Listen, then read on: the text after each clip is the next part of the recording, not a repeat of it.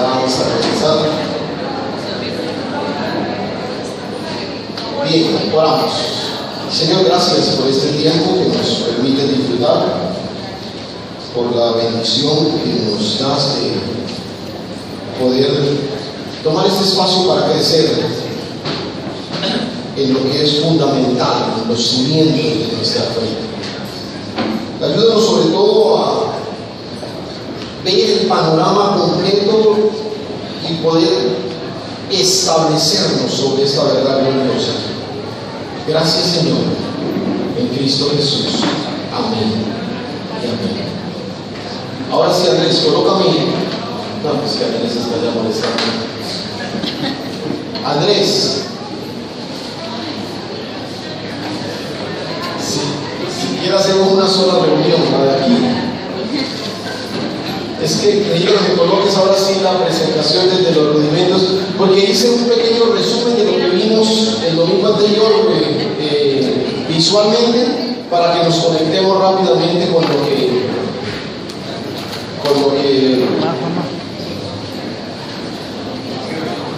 Hermano Hugo, avísenle a los que estén por ahí que ya en 2 minuticos cerramos. Avísenle a los que están por ahí. ¿Listos? Andrés. Bueno, Andrés lo queremos mucho. ¿Cierto? Bien. Sí, sí, porque es que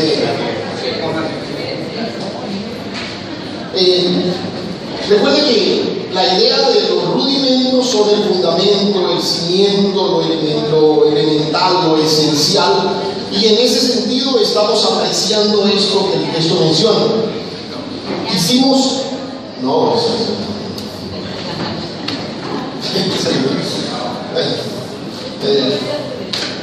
yo siempre les pido, por favor, oremos mucho por Andrés.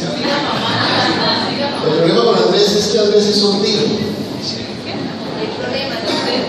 Soltero. Entonces él anda muy despistado. Ahora sí, rudimentos de nuestra fe. Dale, Andrés, la siguiente. Partimos de una afirmación: el asunto céntrico de la fe cristiana se trata del cumplimiento del propósito de Dios. O sea, por favor, es más, mire, se lo digo ni por broma ni nada. Si de estos 3 domingos solo esta afirmación se le queda, valió la pena, de verdad. Esto de vivir la vida cristiana apunta esencialmente al cumplimiento del propósito de Dios. Para de contar todo lo demás y eso y lo otro, pero eso es lo clave, el cumplimiento del propósito de Dios. Dale, Andrés, sigamos.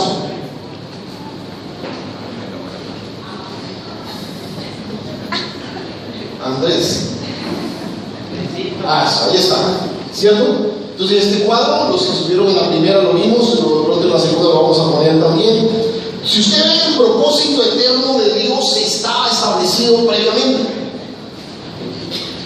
Y de pronto, si me permiten decirlo, el propósito de Dios no se altera con la caída del hombre. No, para nada. El propósito de Dios no se da en razón de la caída del hombre. Entonces, algunos el domingo pasado definían la fe cristiana como Dios enviando a su Hijo al mundo para rescatarle. No, otra vez, el propósito de Dios no se da por razón de la caída del hombre. El propósito de Dios se lleva a cabo aunque el hombre no hubiera caído. Igual el propósito de Dios no tiene nada que ver con eso. Dios envía a su Hijo para reinsertarnos al propósito de Dios, pero incluso el asunto de enviar a su Hijo no es necesariamente para redención, porque si especulamos, aunque la especulación aquí no cabe, pero si especulamos un poquito, si no hubiera habido caída, igual Dios habría enviado a su Hijo. Y usted en este momento probablemente no la coja, pero el próximo domingo que vamos a hablar específicamente del propósito, cuando estamos hablando, usted va a entender eso. Así no hubiera caído, Dios hubiera enviado a su Hijo. Porque no hay otra forma de que usted y yo nos identifiquemos con la vida de Cristo si Él no hubiera venido, si Él nos hubiera acercado a nosotros, no teníamos la posibilidad de llegar a Él. Entonces, y ya lo voy a explicar después algo más. Entonces ahí usted lo puede ver, pero síganme. Andrés. Vimos también que la necesidad más grande del hombre es la que Andrés nos va a poner ahí ahorita. En el caso nuestro, la necesidad más grande, decía Andrés, entonces, llegar a una definitiva rectificación de su egocentrismo y reconocer a Dios como el centro de todo. Yo les aclaraba, la necesidad más grande ni siquiera tiene que ver con que yo reciba salvación. Porque yo estoy condenado es porque he hecho de mi vida el centro del universo. O sea, lo que Adán hizo fue desconocer la centralidad de Dios y abrazar un estilo de vida en que Él era el centro. Alcanzaremos conocimiento, tendremos la... Entonces, Romanos, no, todavía no, Andrés. Andresito. No, mentira, es que eso a veces no es tan sencillo, porque en Él, por Él y para Él son todas las cosas, a Él sea la gloria por los siglos, amén. En Él, por Él y para Él son todas las cosas. Si usted ya está hilando, entienda que el cumplimiento del propósito de Dios se da en su Hijo Jesucristo. Por Él. Porque de Él, creación, por Él, redención, para Él, reconciliación, son todas las cosas. Todo el cumplimiento del propósito se da en Cristo Jesús. Ahora sí, un besito. Y al final, el domingo pasado, hablamos de conceptos innegociables de la fe cristiana. O sea, hablar de rudimentos. Hay algunos conceptos que usted no puede negociar. Y yo les decía, hay cosas con las que podemos tener diferencias y todo, pero hay cosas en las que no. Vamos a hacer un ejercicio rapidito. Ahí están los 5: Dios, Jesucristo, palabra, pecado y salvación y vida futura. ¿Sí? Piense en un concepto errado de algunos de estos 5 pilares. A ver. Un concepto errado. O sea, alguien que usted diga, yo no, o sea, definitivamente no tenemos compatibilidad de fe porque tu convicción acerca de Dios es tal y no tiene que ver con. A ver, ¿quién me da un concepto errado acerca de Dios que no puede? A ver, Jaime.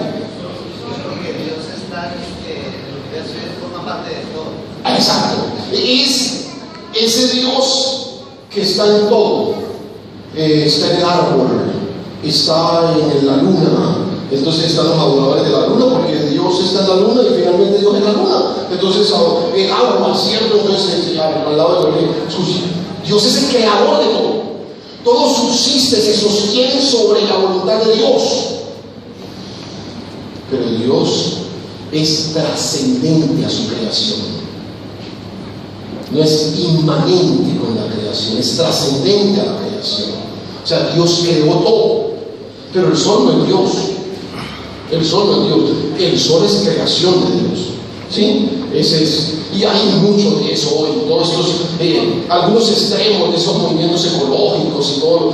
Otra vez, no es lo que se llama la ecología, no. Pero estoy hablando de algunos extremos nocivos de esos movimientos ecológicos donde inculcan algunas tendencias teológicas y todo lo demás, generan una serie de conceptos errados acerca de Dios. Jesucristo, a ver, ya. Que Jesucristo no es Dios. Por ejemplo, que Jesucristo no es Dios o es un profeta, entonces todas aquellas religiones orientales, por ejemplo, que colocan a Jesucristo al mismo nivel de sus grandes personajes y todo lo demás. Jesucristo es uno más. Jesucristo es un camino más para llegar a Dios. Ese es un concepto. No, Jesucristo es el camino. No es un camino, Él es el camino. Él es el camino. Sobre la palabra, a ver. Que le añade a la palabra, por ejemplo, que habla de las profecías de Jesucristo de América. Que están añadiendo a la palabra. Exacto. Escúchame. La palabra es lo que Dios quiere que nosotros sepamos. Punto.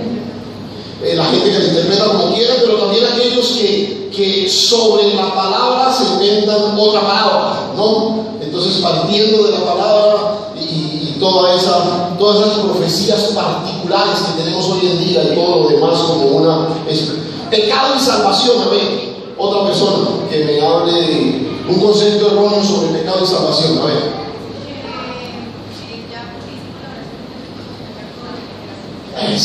Ojo, son los extremos nocivos, ¿no? Entonces, tú hiciste una oración de fe y ya, o sea, eso fue suficiente y puedes vivir como te dé la gana, porque hemos sido salvos y siempre, y entonces ya, escúchame algo, la única cosa que confirma que yo he sido salvo es la evidencia de vida. La evidencia de vida. Yo no puedo saber si tú eres salvo o no. Yo les explicaba esta mañana que eso es competencia de Dios, absoluta de Dios. Pero que si me permite apreciar en alguien su testimonio de vida, ¿sí? Recuerda, nosotros vivimos en las buenas obras que Dios preparó de antemano para los que alcanzaron salvación. O sea, si tú alcanzaste salvación, la manifestación de esa salvación se da en tu forma de vivir. Entonces, si tú vives como te da la gana, lo que estás evidenciando es que nunca ese acontecimiento se ha dado en tu vida. Y vida futura, aquí sí, muchos ejemplos de conceptos erróneos sobre vida futura. A ver, por aquí, para darle por ejemplo, la reencarnación. No, está establecido para los hombres que mueran una vez y después ¿sí? O sea, esto de la reencarnación, de que no sé qué, y esto, y de dónde vengo, y con quién voy a reencarnar, esto no, ¿sí? Entonces, si se dan cuenta, son doctrinas que no podemos negociar, no podemos negociar. Ustedes han hecho unos ejemplos magistrales, pero podríamos pasar toda la mañana mencionando ejemplos sobre eso, porque hay muchísimos. Por eso digo, ustedes tienen claro estas 5 cosas. ¿Qué dice la Biblia sobre Dios, sobre Jesucristo, sobre la palabra, sobre el pecado y la salvación y sobre la vida futura? Esos son pilares de nuestra fe que no admiten desviaciones. Sigue, Andresito. Dale. Siempre hemos visto la cruz, y ya empezamos a meternos un poquito en el tema de hoy. Siempre hemos visto la cruz en torno a los beneficios y el bienestar que nos genera a nosotros. Mencioné eso esta mañana. Por medio de la cruz yo he sido salvo. Ahora yo les pregunto, ¿eso es mentira? Eso es cierto. Eso es cierto. Por medio de la cruz yo he sido renovado. Por medio de la cruz yo he sido sanado. Pero escuchen, no tenemos la capacidad de ver la cruz de otra forma. Siempre la vemos en torno a los beneficios y al bienestar que nos genera a nosotros. Pero la obra radical de la cruz nos libera del yo. Recuerda, la necesidad más grande del hombre es cambiar el centro. El centro no soy yo, el centro es él. Entonces la cruz fundamentalmente me libera del yo y me enfoca en el centro correcto. En el centro correcto. Estar en Cristo es mirar a través de los ojos del Padre. Ver e interpretar y relacionar todas las cosas con Dios mismo. Escuche esa última frase, por favor. Ver, interpretar y relacionar todas las cosas con Dios mismo. Tú y yo necesitamos tener la capacidad de poder relacionar nuestros trabajos con Dios, nuestra economía con Dios, nuestras relaciones con Dios, nuestra profesión, nuestros sueños, nuestros proyectos, nuestra empresa, todo. O sea, apreciar la cruz desde la perspectiva del Padre es como todo lo que el Padre hizo en Cristo Jesús coge tu vida y la conecta con el propósito de Dios. ¿Por qué? Porque yo siempre la he mirado en torno a mí. A mí me salvó, a mí me redimió, a mí me levantó, a mí me rescató. Entonces la idea es cambiar el centro. El centro no somos nosotros, no somos ni siquiera de la obra de la cruz. Porque la obra de la cruz fue dada no prioritariamente para rescatarlo a usted, para satisfacer el corazón del Padre. Para satisfacer el corazón del Padre. Y mira, sigue el versículo, a ver si tengo alguna más ahí. Si alcancé a colocar otra ahí. Dale. La cruz no forjará su obra más profunda en nosotros. Oye esto. Escuche esto. La cruz no forjará su obra más profunda en nosotros hasta que no vayamos más allá de interpretar lo que Cristo ha hecho a favor nuestro, para empezar a ver lo que Él ha realizado a favor de Dios. Te explico eso. Todo lo que la cruz hizo, yo nunca lo voy a apreciar en toda su magnitud hasta que deje de ver la cruz como lo que Dios hizo en favor mío y comience a ver la cruz como lo que Cristo hizo en favor del Padre.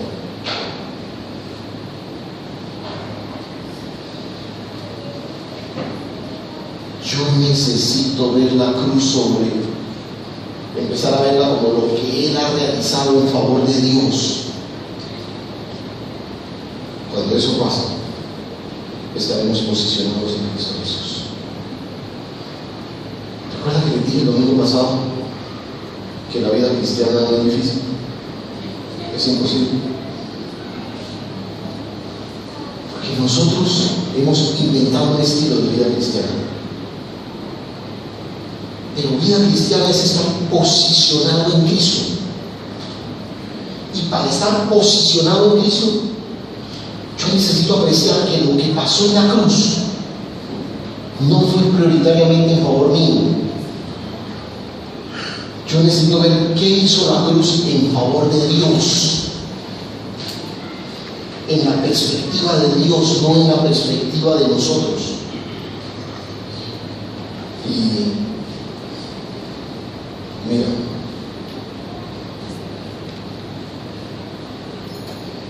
tal vez la siguiente, no, deja que hay un momento. La intención del Padre es que su Hijo Jesucristo sea el medio a través del cual se cumpla su propósito. Repito eso, por favor. La intención del Padre es que su Hijo Jesucristo sea el medio a través del cual se cumpla su propósito. Mirándolo desde ese punto de vista, ¿cómo se cumple el propósito de Dios en la vida de alguien?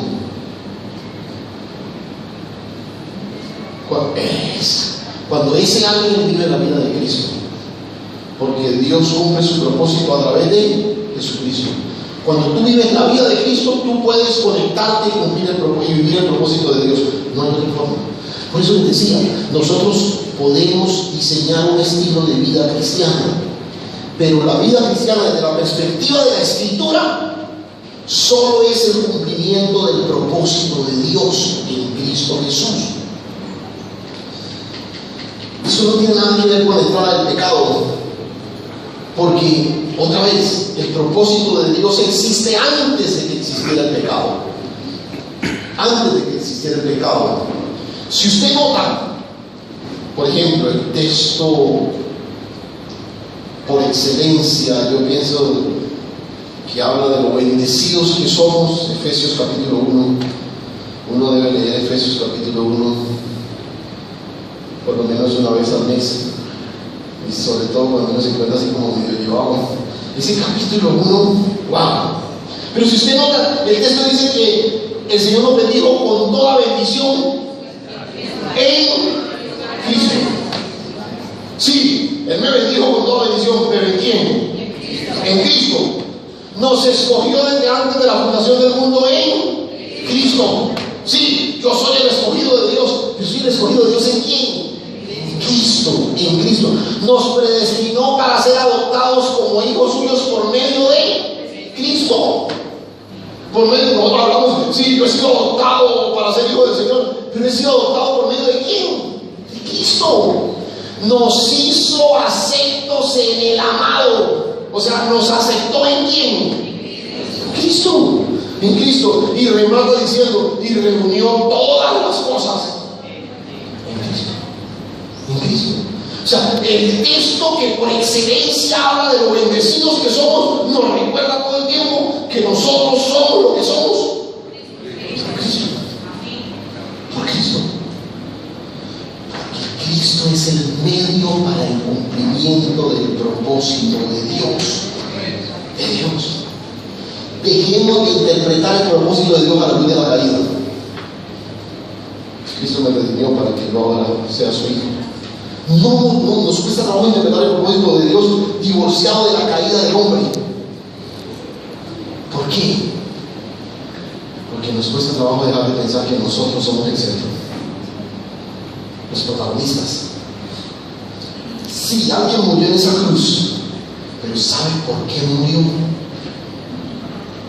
Por mí. No. Y así vemos la obra de la cruz. Sí, él murió ahí, él se entregó, él derramó su sangre y todo lo demás, para que yo sea restaurado. No. O sea, recuerda la necesidad más grande del hombre: salir de ese egocentrismo y ubicar el centro correcto. El centro es Él. En vez de enfatizar lo que el hombre recibe, la Escritura pone hincapié en el cumplimiento del propósito de Dios. El hombre se eclipsó con la salvación, se estacionó en el punto de retorno. ¿Recuerdan la gráfica? Se estacionó en el punto de retorno y abandonó el viaje inicial. Recuerden, el viaje es el cumplimiento del propósito de Dios. Ese es el viaje. El medio se convirtió en el fin. La cruz fue la obra redentora, fue el medio de Dios para retornarnos al propósito. Para nosotros se convirtió en el fin. Y no, si usted analiza la visión de la gran mayoría de iglesias, está centrado ahí. ¿Es malo? No, claro que no. Yo estoy llamado, mientras avanzo en el propósito de Dios, a anunciarle al que necesita recibir la buena nueva de salvación. Pero seguir avanzando en el propósito de Dios, seguir caminando en el propósito de Dios. Pero la redención ha opacado el propósito, y no por incomprensión, más bien por egocentrismo. No es que no la cojamos, es que nos cuesta trabajo quitarnos de ahí, del haz de luz del escenario, que nosotros queremos permanecer ahí. Y la idea aquí es permitir que Dios nos lleve más allá de los rudimentos y dejar de vivir en torno a nuestros intereses particulares y entregarnos por completo al cumplimiento del propósito de Dios.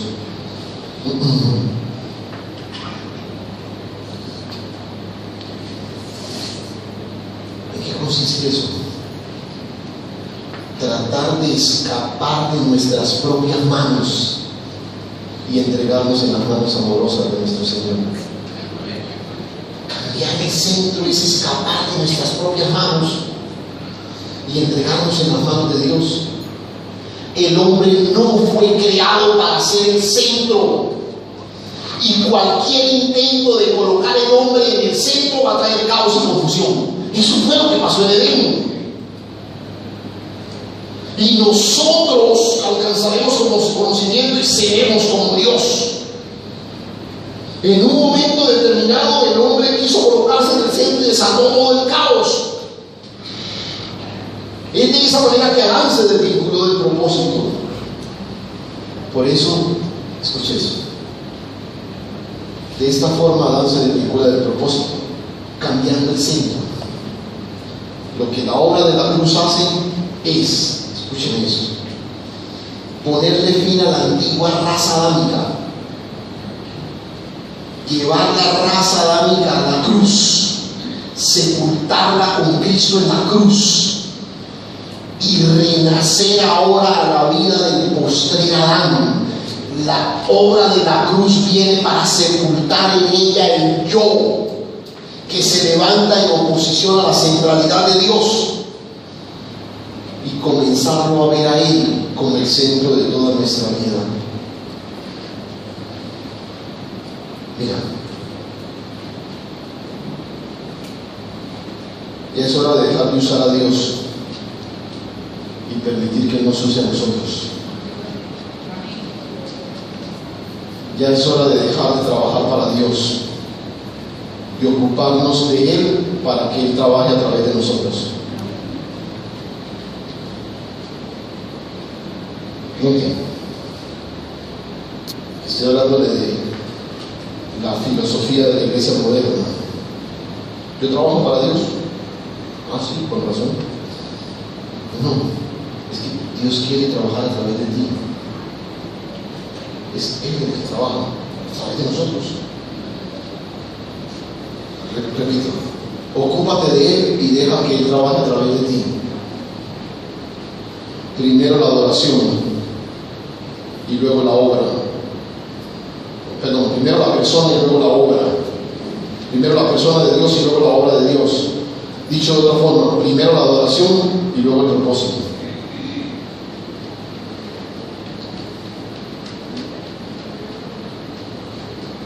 Mira, cuando uno ya no vive más para sí mismo, sino para Dios, es cuando recién estamos comenzando a ver cómo todas las cosas son hechas nuevas. Repito, cuando uno ya no vive para sí mismo, sino para Dios, es cuando comienza a ver cómo todas las cosas son hechas nuevas.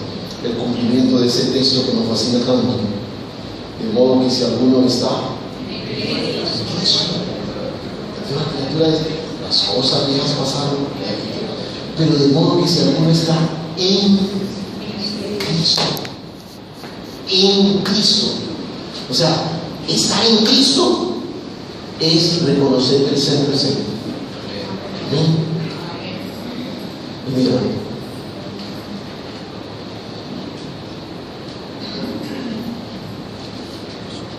nosotros hemos tenido nuestro comienzo en el primer Adán. En el primer Adán, el pecado y la muerte fueron trasladados a todos los hombres. En el primer Adán, ¿sí? Pero en Cristo, el postrer Adán, se produjo una nueva creación. Así como el pecado pasó a todos los hombres por el primer Adán, por el postrer Adán, la nueva creación de Dios se hizo una realidad. Nosotros pertenecemos a la genealogía de Adán. ¿Cómo cambiamos? ¿Cómo cambiar de genealogía? ¿Cómo cambiar de familia? La única forma es morir. La única forma es morir. Por eso la cruz. Por eso todos en Cristo morimos. Morimos todos en Cristo. ¿Para qué? Para que muriendo ahora podamos renacer a una nueva vida. Porque ya éramos de una familia antes. Entonces, a la familia de Adán, al unirnos a Cristo en su muerte, Dios nos libera de la genealogía de Adán y nos inserta con su resurrección a la vida del postrer Adán, a la vida de Cristo. Amén. Amén. Oye, apreciemos lo que sucedió en la cruz. La primera cosa que uno puede apreciar es que la cruz viene para tomarnos e insertarnos al propósito de Dios. En ese proceso, Dios trata con mi pecado. El problema serio que tenemos es el pecado. Ahora, mira, dale, Andrés. Vamos a tratar de apreciar el cuadro del pecado. La primera cosa, yo he tratado de resumir el asunto del pecado en 5 grandes efectos, por así decirlo. La primera cosa es que por razón del pecado estamos bajo la ira de Dios. Estamos bajo la ira de Dios. El texto dice: porque la ira de Dios se revela desde el cielo contra toda impiedad e injusticia de los hombres. ¿Sigue el otro texto? No hay un texto antes. ¿En serio? Sí. ¿Qué lo dice? Nadie os engañe con palabras vanas, porque por estas cosas viene la ira de Dios sobre los hijos de desobediencia. Hay teólogos que no les gusta el concepto de la ira de Dios. Pero es bíblico. Romanos 1:18 y el otro, dale un clic para que salga el texto de es un clic suavecito, así pasitito. para que salga la cita del otro. Eso. Efesios 5:6, para que los que están tomando ahí nota. ¿Sí? Entonces, escuchen, la primera cosa que ha generado el pecado es que usted y yo estamos bajo la ira de Dios. Porque Dios se aira con el pecado. ¿Sí? Porque la ira de Dios se revela desde el cielo contra toda impiedad e injusticia de los hombres. O sea, el hombre pecador está aquí, bajo la ira de Dios. Primera cosa. Estamos tratando de dibujar el cuadro negro del pecado. Primera cosa, estamos bajo la ira de Dios. Ahora sí, dale. Lo segundo es que somos esclavos del pecado. Además de estar bajo la ira de Dios, somos esclavos del pecado. Porque todo aquel que hace pecado, esclavo es del pecado. Usted no peca porque quiere. El pecador no peca porque quiere. El pecador peca porque tiene que pecar. Porque es esclavo. O sea, el esclavo no puede darse el lujo de decir cuándo trabaja y cuándo no. El esclavo es esclavo. Tiene que hacer lo que su amo dice. En este caso, el amo es el pecado. Todo aquel que hace pecado, esclavo es del pecado. La siguiente.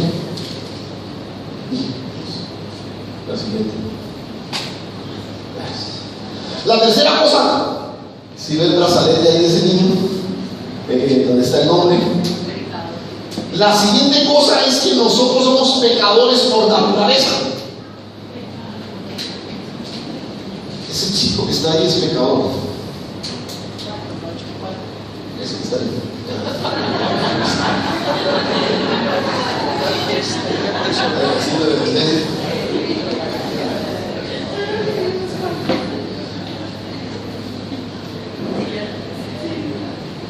Porque nosotros somos hijos de Adán. Y en Adán todos pecamos. Recuerden la frase que ustedes se deben saber de memoria. Nosotros somos pecadores. No somos pecadores porque pecamos. Nosotros pecamos porque somos pecadores. Pecamos porque somos pecadores. O sea, somos pecadores por naturaleza. Ahora sí, ¿entienden pues? Por tanto, por el pecado entró en el mundo por un hombre y por el pecado la muerte, así la muerte pasó a todos los hombres, porque todos pecaban. O sea, por el pecado de Adán, todos pecamos. Todos. O sea, somos pecadores. Entonces, ¿cuántas cosas llevamos del cuadro del pecado? Tres. El pecado nos pone bajo la ira de Dios. Segundo, el pecado nos hace esclavos. Tercero, somos pecadores por naturaleza. O sea, nacemos siendo pecadores. 4. El pecado nos ha separado de Dios. O sea, el pecado no nos da acceso a Dios. Por cuanto todos pecaron, están ¿qué? Destituidos de la gloria de Dios. O sea, el pecado no nos permite acceder a Dios. No hay forma. El hombre pecador no tiene forma de llegar a Dios. En ese dibujo de la V, o sea, allá abajo no hay manera de que el hombre suba. No hay forma. ¿Sí? Estamos destituidos de la gloria de Dios. Y la quinta cosa de ese cuadro maluco del pecado es la sentencia. El pecado nos ha sentenciado a muerte, porque la paga del pecado es muerte. Muerte. Estamos sentenciados a muerte. Este quíntuple resumen de los efectos del pecado. Primero, nos pone bajo la ira furiosa de Dios. Nos ha hecho esclavos. Somos por naturaleza pecadores. Estamos separados irremediablemente de Dios y estamos sentenciados a muerte. ¿Sí? Wow, estamos equivocados, ¿cierto? Ahora, ¿qué viene a ser la obra de la cruz? La obra de la cruz viene a solucionar de una vez por todas el problema del pecado. Ahora, ¿podrá con todo eso? Tiene la cruz. Es la cruz suficiente para todo eso. Pero he hecho un cuadro aquí para que veamos las 5. Entonces, ahí tenemos comunión con Dios. Está el pecador. La primera cosa que apreciamos es que es esclavo. Si ve, es esclavo. Pero por ser esclavo ha roto su comunión con Dios. No tiene posibilidad de tener comunión con Dios. Pero además se da cuenta que es pecadora por naturaleza. O sea, no es que porque pecó, pero está bajo la ira furiosa de Dios. Y además de eso, está sentenciado a muerte. O sea, ahí en ese cuadro estamos ilustrando las 5 consecuencias. No tiene comunión con Dios, está bajo la ira de Dios, es pecadora por naturaleza, y además está esclavizada y sentenciada a muerte. A muerte. Entonces, Ese es el asunto del pecado. ¿Qué hace la cruz? ¿Qué hace la cruz? Vamos a apreciar. ¿Es suficiente la cruz? ¿Tiene poder suficiente para acabar con todo esto? Observemos cómo lo hace. La primera cosa que podemos apreciar de la obra de la cruz es que la obra de la cruz es propiciación. La obra de la cruz es propiciación. ¿Qué es propiciar? Es tapar, apaciguar en relación con uno que está enojado. Intervenir en favor de alguien que estaba bajo la ira furiosa de otro. Bueno, copien ahí rápido eso. Presten atención, porque no se me entiende.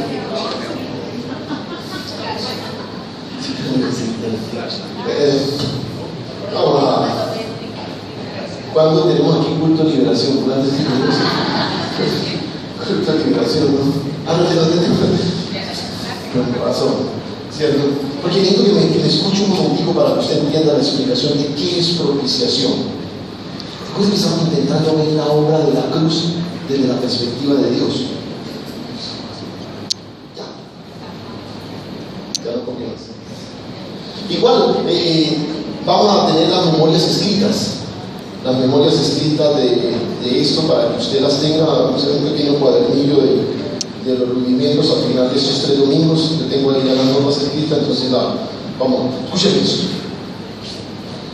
En el lugar santísimo había un cubo rectangular perfecto llamado arca. Habían 2 querubines ahí y todo lo demás. La tapa que cubría el arca se llamaba propiciatorio. Propiciatorio. Cuando el sumo sacerdote entraba una vez al año para presentar ofrenda por todos nosotros, llegaba hasta el lugar santísimo y sobre la tapa, sobre el propiciatorio, rociaba 7 veces la sangre del cordero que había cogido, que traía en un tazón, 7 veces. ¿Sobre dónde? ¿En qué lugar la rociaba? Dios recibía la ofrenda por el pecado de todos y manifestaba su gracia trayendo su gloria sobre el lugar santísimo. Pero repito, la sangre era derramada sobre el propiciatorio, o sea, la sangre que venía en representación del pecado de todos era puesta sobre el propiciatorio. Ahí en ese lugar se descargaba toda la ira de Dios y aceptaba la ofrenda o la rechazaba. Ahora sí,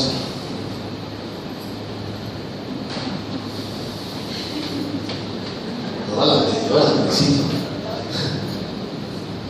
Lo voy a promover. No, la otra, la del rayo. La propiciación es la provisión divina para satisfacer la justicia de Dios. Y Él fue hecho propiciación por todos nosotros, dice Juan. Imagínense la imagen de un pararrayo, ¿sí? En la cruz. Toda la ira de Dios fue descargada sobre la cruz. Toda la ira que debería ser descargada sobre nosotros, por razón de que Él se hizo pecado, la ira de Dios fue descargada sobre la cruz. Es como la imagen esta que vemos ahí, toda esa ira furiosa de Dios. Y dice que Él es hecho propiciación por nuestro pecado. O sea, ya tú no estás bajo la ira de Dios. Ahora Él es propiciación. Recuerden la tapa del propiciatorio, ¿sí? Entonces, ¿qué es lo que Él hace? La cruz es propiciación. Ya la ira de Dios no se descarga sobre nosotros.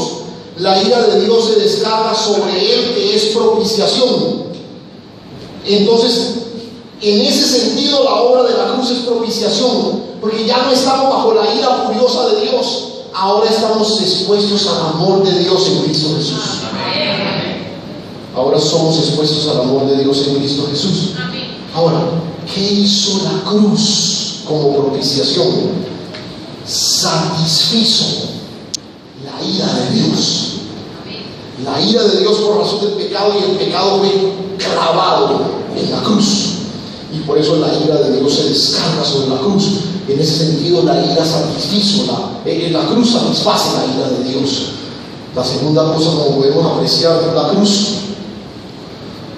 es como redención. La cruz también es redención. ¿Y qué es redención?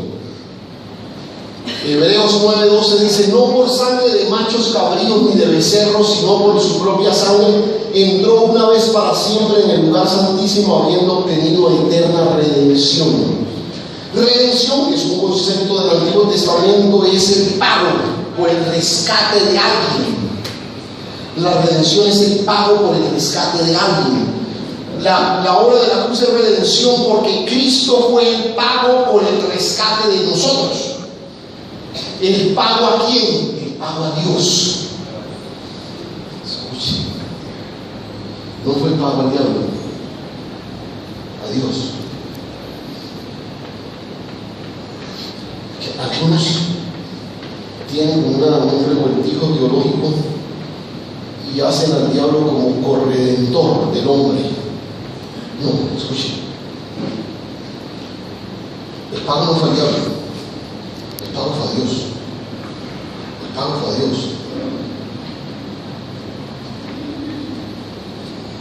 Y el domingo entrante le voy a explicar qué representa la sangre para Dios, para que puedan entender el propósito. ¿Qué representa la sangre para Dios? Pero su sangre en la cruz del Calvario fue el pago por nuestro pecado. El acto de redimir era pagar el valor de alguien para liberarlo. Vamos a suponer que una familia, el señor murió y quedó endeudado terriblemente, entonces llegó alguien y cogió a sus hijos como esclavos. Los hijos de él se convirtieron en esclavos del acreedor. Del acreedor. Él murió, quedó con una deuda. Entonces, un familiar del difunto podría redimir cualquier persona. No es que yo te diga, bueno, ¿cuánto es que le deben a este muchacho cuando usted lo deje que no? ¿Quién podía redimir? Un familiar, el más cercano. Entonces el familiar decía, yo lo redimo. Entonces el familiar decía, ¿cuánto le quedó debiendo mi familiar difunto? Le quedó debiendo tanto, yo se los pago. Entonces, la redención incluía pagar la deuda y garantizar el rescate, garantizar la liberación. ¿Sí? Entonces esos chicos ya no eran esclavos, eran completamente libres. Yo podía llevármelos para mi casa, sencillamente decirle, ya ustedes hagan con su vida lo que quieran. Pero la redención era eso. La redención incluía el pago, incluía la liberación total de la persona redimida. Lo que hace Cristo Jesús en la cruz es pagar por completo la deuda nuestra y con su pago hacernos libres de la esclavitud del pecado. Así como la propiciación me libra de la ira de Dios, la redención me libra de la esclavitud del pecado. Ya no soy esclavo, porque he sido redimido, porque he sido comprado, porque el pago fue satisfecho a plenitud. ¿A quién? Al Padre. Lo tercero es la justificación, pero esa nos toca domingo entrante. Creo que ustedes me guardaron todo y no me dejaron seguir. Para la tu pobre Andrés, realmente. Ahí. Sí, Andrés, sí. Vamos todos a decir a Andrés que lo amamos mucho. Andrés sabe que lo amamos. Entonces, lo otro es, el tercer aspecto es justificación. Los primeros 10 minutos vamos a completar el cuadro de la obra de la cruz y terminamos con la parte del propósito de Dios, que es algo que quiero dejar en sus corazones. Cierra tus ojos, vamos a orar. Padre, gracias, Señor. Gracias por invitarnos a apreciar la cruz, no con esa visión egoísta, egocentrista de todo lo que la cruz ha hecho en mi favor, y poder ver la obra de la cruz desde la perspectiva de tu propósito eterno, Señor. Ayúdanos, oh Dios. Ayúdanos a establecernos en Cristo y ubicar el centro correcto para vivir la realidad de que todas las cosas sean hechas nuevas. Ayúdanos, Señor. Déjanos verlo en toda su plenitud y permítenos establecernos sobre estos fundamentos para avanzar con toda libertad hacia el cumplimiento de tu propósito. Gracias por mis hermanos, por su anhelo de crecer. A ti toda la gloria, Señor, en Cristo Jesús. Amén. Amén. Hermanos, un abrazo a los que son hijos de la primera